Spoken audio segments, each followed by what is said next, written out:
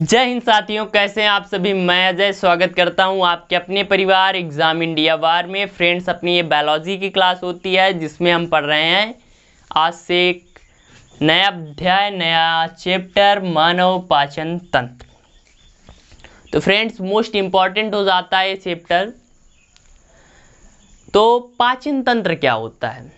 पाचन तंत्र, तंत्र मतलब कई अंगों का समूह या कई चीज़ों का, जब कई चीज़ें मिल जाती हैं तो उसे एक तंत्र कहा जाता है, सिस्टम बोला जाता है। पाचन तंत्र यानी जो हम खाते पीते हैं उसको पचाने में जो यूज़ हो उसे क्या कहेंगे? पाचन तंत्र। तो कह सकते हैं कई सारे अंगों का वह समूह जो हमारे भोजन को पचाने और शोषण कराने में यूज़ होता है, प्रयोग में आता है, उसे क्या कहते हैं? पाचन तंत्र। अब हम भोजन खाते हैं, फिर उसका पाचन, जैसे कुछ भी आप खाते हैं, सपोज आपने कोई चीज़ खाई, मान लीजिए दाल रोटी खाए, तो खाया, अंतःग्रहण किया, फिर उसका क्या होगा? पाचन होगा। वो कुछ विशेष अंगों में जाएगा, वहाँ पर कई सारे रस मिलते हैं, जैसे कि आपका सबसे पहले तो सलाइवा मिलता है, लार जिसे आप कहते हैं। फिर इसके बाद उसमें पित्त रस, फिर अग्न्याशयिक रस, ये सब मिलते हैं। फिर बढ़िया से उसको पचाते हैं। फिर इसके बाद, जब पचाने का मतलब क्या है? कार्बोहाइड्रेट, वसा, फैट्स, विटामिन, इन सब पे भोजन को तोड़ना, खनिज लवण, इन सब में जो पोषक पदार्थ हैं उनको हटाना। समझ लीजिए एक लैब है अंदर, वहाँ पर सब चीज़ों को अलग किया जाता है। फिर वो छोटी आंत में पहुँचेगा तो क्या करेगा भैया? वो सबको खींच लेगा। प्रोटीन एक साइड, कार्बोहाइड्रेट एक साइड, विटामिन एक साइड, खनिज लवण एक साइड। फिर क्या होगा? बड़ी आंत में जाएगा, फिर इसके बाद मलाशय से बाहर हो जाता है। तो चलिए, तो पाचन तंत्र, पाचन तंत्र को दो पार्ट्स में डिवाइड किया गया है। सबसे पहले क्या होता है? प्रोसेस की बात कर लें अगर, तो कोई भी खाना जो हम खाते हैं पहले क्या करते हैं? उसका अंतःग्रहण। अंतःग्रहण मतलब खाना। अब खा ही लिया भैया, फिर वो क्या करेगा? यहाँ से यहीं से चला जाता है, कूदता फांदता अंदर की ओर। क्या होता है? अर्थात जाकर अमाशय में जाता है और वहाँ पर क्या होता है? पाचन प्रोसेस या पाचन क्रिया स्टार्ट। अब इसके बाद क्या होता है भैया? पाचन होने लगा, फिर क्या होगा? उसको कार्बोहाइड्रेट, प्रोटीन, विटामिन सब में अलग अलग तोड़ दिया जाता है। अब उसको खींचने वाली भी चीज़ चाहिए, तो वो होती है आपकी छोटी आंत में।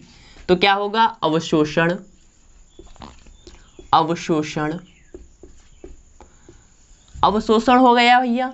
अब वो खींच लिया गया है अंदर जाके। अब फिर उसका स्वांगीकरण होता है, स्वांगीकरण। आगे जाकर बड़ी आंत में क्या होता है? जो इंपॉर्टेंट, जैसे वाटर वाटर होता है, उसको भी अब्जॉर्ब किया जाता है और कुछ नई चीज़ें मिक्स की जाती हैं। स्वांगीकरण होता है। स्वांगीकरण के बाद क्या होगा? आपका मल त्याग, मल त्याग।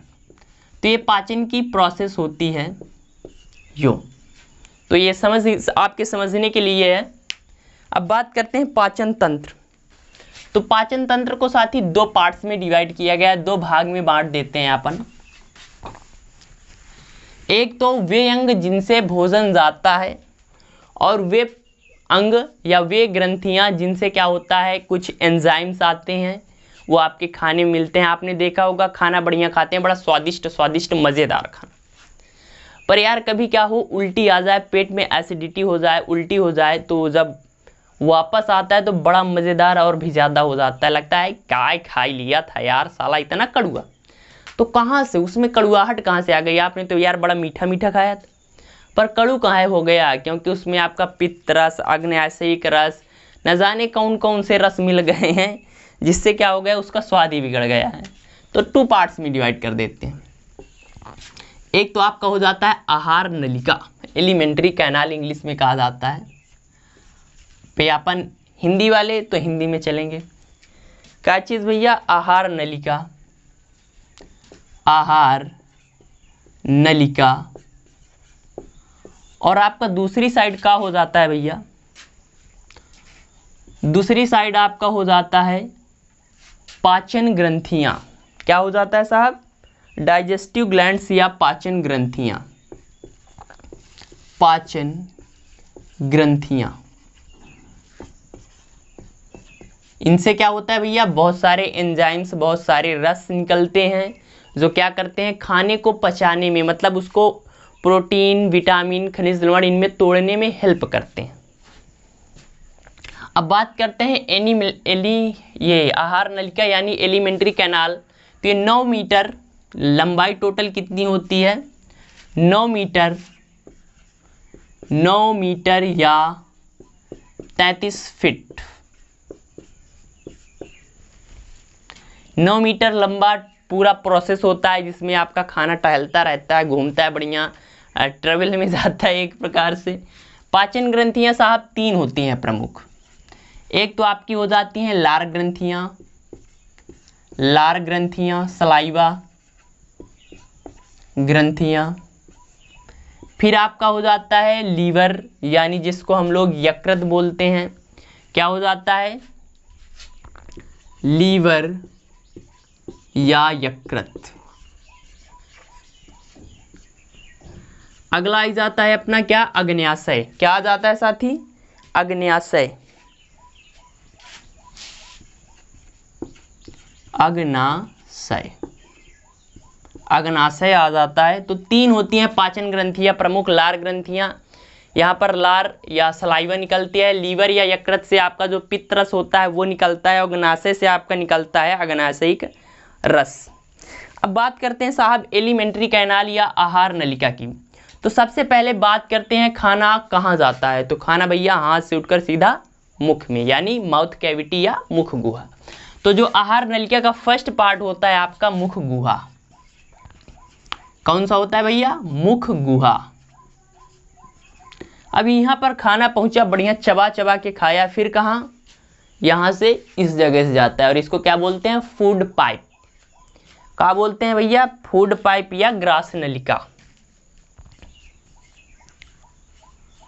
फूड पाइप या ग्रास नलिका। ये कितना होती है, तो ये होता है भैया 25 सेंटीमीटर का।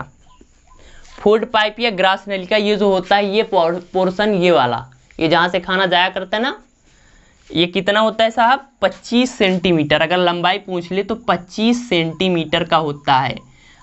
मतलब 5 सेंटीमीटर और बड़ा होता तो पूरा 1 फीट का होता। अब खाना कहाँ जाएगा भैया, तो अब खाना जाएगा आपके अमाशय में। अमाशय में जाकर खाना 4 से 5 घंटे रुकता है। वहाँ पर इसकी बढ़िया से पिटाई होती है और इसको कई सारे पार्ट्स में तोड़ दिया जाता है। तो अब कहाँ जाएगा फूड पाइप से खाना, अमाशय में जाता है। अमाशय, अमाशय की बात करें तो ये जे आकार का होता है, जे आकार का, और यहाँ पर 4 से 5 घंटे आपका खाना रुकता है। मतलब यहाँ पर विश्राम करता है, सोचता है यार वहाँ पर जाके दांतों ने चबाया, फिर यहाँ से सीधा नीचे फेंक दिए गए हैं, थोड़ा घायल हो गए, 4-5 घंटे बढ़िया आराम कर लेते हैं, रिलैक्स कर लेते हैं, यानी 4-5 घंटे खाना क्या होता है, रुकता है। फिर अमाशय के बाद जाता है खाना छोटी आंत में। कहाँ पर साहब जाएगा खाना, छोटी आंत में। छोटी आंत, छोटी आंत में जाता है और छोटी आंत में खाना का ज़्यादा से ज़्यादा अवशोषण, यानी जो आपके प्रोटीन, विटामिन, खनिज लवण है, इनका क्या हो जाता है, अवशोषण कर लिया जाता है, यानी खींच लेते हैं वहाँ पर छोटे छोटे चीज़ें। तो क्या होता है, अगर लंबाई की बात करें छोटी आंत की तो 6.5 यानी 6.5 मीटर से लेकर 7 मीटर लंबी होती है। छोटी आंत 6.5 से लेकर 7 मीटर लंबी होती है। फिर आहार नलिका का, तो ये लिख लीजिए, लास्ट पार्ट बात करें आहार नलिका का, यहाँ से आ जाते हैं 5वां पोर्शन। तो आपकी आ जाती है बड़ी आंत। बड़ी आंत, और बड़ी आंत की लंबाई की अगर बात करें साहब, तो बड़ी आंत की लंबाई जो होती है 1.5 मीटर या 1.5 मीटर की होती है, और यहीं से फिर मलाशय के माध्यम से बाहर हो जाता है। तो फ्रेंड्स, ये आहार नलिका का एक प्रोसेस था। सबसे पहले मुख गुहा खाएंगे, फिर फूड पाइप के माध्यम से नीचे जाएगा, अमाशय में रुकेगा, 4 से 5 घंटे रुकता है छोटी आंत में, जिसकी लंबाई 6.5 से 7 मीटर होती है। फिर बड़ी आंत में फिर बाहर हो जाता है। पाचन ग्रंथियां, लार ग्रंथियां, लीवर एंड अग्न्याशय। अब इनके बारे में एक एक करके अपन धीरे धीरे पढ़ेंगे, बढ़िया से अच्छे से समझते हुए। क्लास आपको कैसी लगी कमेंट करिए। अपने परिवार एग्जाम इंडिया वार पर पहली बार आए हैं तो प्लीज़ सब्सक्राइब कर लीजिए, फ्रेंड के साथ शेयर कर दीजिए। मिलते हैं अगली क्लास में। जय हिंद, जय भारत।